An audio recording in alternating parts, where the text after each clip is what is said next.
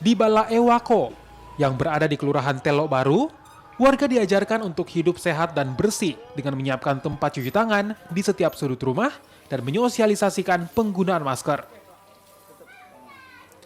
Di Bala Ewako, warga juga diberikan pelatihan untuk meningkatkan perekonomian di masa pandemi dengan berjualan online.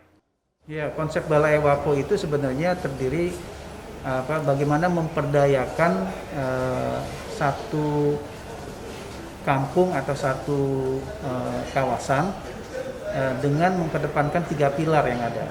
Di situ ada dari pemerintah desa, kelurahan, baik di situ juga ada Babin Kamtipmasnya, Babinsanya. Jadi bersama-sama mempersiapkan masyarakat berdasarkan kemampuan yang ada dalam dirinya untuk mengelola apa? Mengelola situasi pandemi COVID ini, baik dari pertahanan ketahanan kesehatannya, kemudian ketahanan pangannya. Untuk memenuhi kebutuhan dapur, warga setempat di Bala Ewako juga memiliki kebun sayur dan tambak ikan yang dapat dimanfaatkan warga. Diharapkan Kampung Mandiri jadi sentral penyembuhan COVID-19 di Kota Makassar.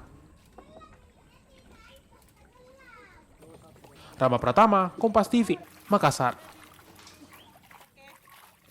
Oke.